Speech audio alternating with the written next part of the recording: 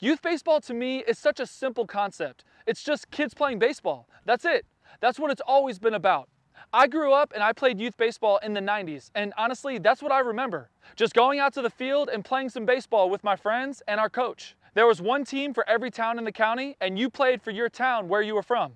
But over the past 20 to 25 years, I feel that youth baseball has become so complicated. With all the new teams and the leagues and the tournaments and the players traveling around the county trying out for every team, how do we lose sight of the simple concept of just kids playing baseball? Now, that's really a conversation for another video, but do you know one thing in youth baseball that should never be complicated? Your practice plans. In today's Bullpen Bulletin, I'm giving you my layout for the core elements of a successful practice. Don't overthink your practices. Just include these core elements and you'll be good to go.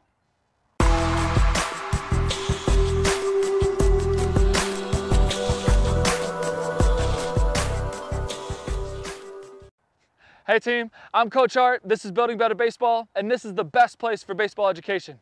If you're new to the channel, then welcome to the team. If we've already met, then welcome back. If you're a youth baseball player or a coach and you'd like to improve your game, then you've found your perfect channel for you. I come out with weekly videos to help you in all areas of baseball, so be sure to subscribe if you'd like more. And plus, don't miss out. At the end of every video, I always have a free PDF downloadable guide for you that you can take with you, so you can take your game even further after this video is done. But now, let's make sure that we don't overthink our practices and we include these core elements. So how this video is going to work is I'm going to go over 3 practice plan blueprints for you, and they're all going to include these core elements that I'm talking about in this video. And the first practice plan blueprint is if you have 1 practice per week with your team. So whenever you have 1 practice per week, there are some things that you have to consider. There's going to be a little under 1 hour for both offense and defense, because having only 1 practice, you're going to need to practice both in that 1 practice. I always like to do defense before offense because it's always an easy transition from going to warming up to defense. The players already have their gloves on, the players are already out in the field, and the players' arms are already freshly warmed up. If you do offense first, that's fine, but the players need to go from warming up back into the dugout to grab their hitting gear, and that takes a lot of time. And also, when you hit first, there's always a higher risk of arm injury because after the warm-ups, they're freshly warmed up, but after an hour of hitting, their arms are going to get cold. So when you go back out to defense, there's a higher risk for injury because they haven't been throwing for over an hour. So let's get into the practice plan. The first core element of every practice is having an arrival routine.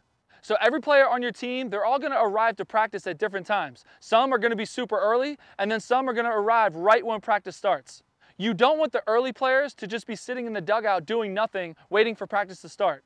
It's best to have an arrival routine that they can do while everyone's waiting for practice to start. For example, when they arrive to practice, they can drop their stuff, grab their glove, and head out to the field where they can take ground balls until practice starts. That way, everyone who arrives, there's nobody sitting in the dugout, and everybody's taking ground balls to start the practice. And then when practice starts, everybody goes out into the outfield and they warm up together as a team. The second core component is a warm-up. This should be no more than 20 minutes long. This should include dynamic and static stretching, calisthenics, and throwing. The next 2 core elements are 2 big chunks of time where you're going to work on offense or defense. In this first practice plan, we're going to go defense first. So the defensive work is the next part after the warm-up, and that's going to be about 45 to 55 minutes. This time frame will be for anything you want to work on with defense. There are some practices where I would just hit ground balls and fly balls to get quality repetitions for every player. Other times, I would work on situations such as cutoffs or priorities, rundowns, first and thirds, bunt plays, and all the above. Always make sure that you're efficient with your time because time goes faster than you think.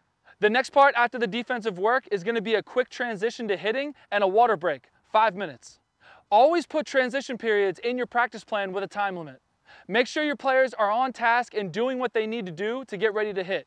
And also, players should know that this is the only team water break that they're going to get for practice. Obviously, players can go get water anytime they want during practice, but this is the only team water break that they should have. And during this time, while they're transitioning to hitting and they're getting their water break, you and your coaches are going to be setting up for either BP or hitting stations. The next big chunk is going to be hitting or offense, 45 to 55 minutes. This is where you have 2 choices. You can either do live batting practice or set up hitting stations for drills. I usually alternated my practices where 1 week it would be live BP and then 1 week it would be drills. There are benefits to both and you should incorporate both in your program. The last core element that every practice should have is a wrap-up or a closing huddle, 5 minutes. This is where you review how the practice went and you talk about the next event, whether it's an upcoming game or just next week's practice. This last one's important. Give them action steps to work on during their time away from the field to keep them engaged. It's almost like homework. And a little side note, for conditioning, you can shorten the defensive and the offensive time frames both by 5 minutes to allow for 10 minutes of conditioning at the end of practice before you wrap up if you want to work on conditioning.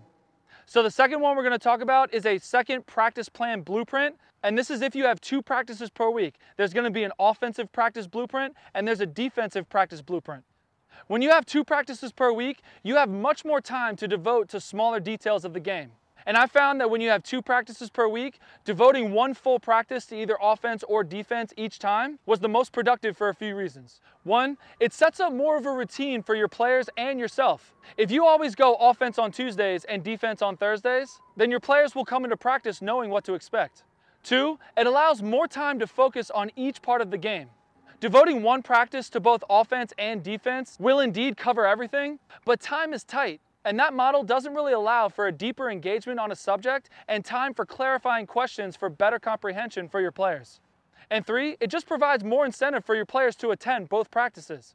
Whether we like it or not, you should know as a coach that there will be some lazy players, or really parents. Some players will have no problem missing a practice here or there. And with this model, if they miss a practice, they know that they will be missing an entire half of the game, either offense or defense. And most players won't want that.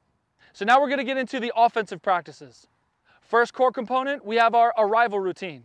Second core component, we have our warm-up, no longer than 20 minutes. And then after the warm-up, everybody heads into the dugout, they grab whatever they need to hit, they grab some water, and once they have their water, they come out and they meet in a huddle in front of you. That should take 5 minutes. Once they're in a huddle in front of you and they're ready to hit, you're going to go through the stations and you're going to explain the stations and answer any questions. That should take about 5 to 10 minutes. Make sure you explain each station before you let them go.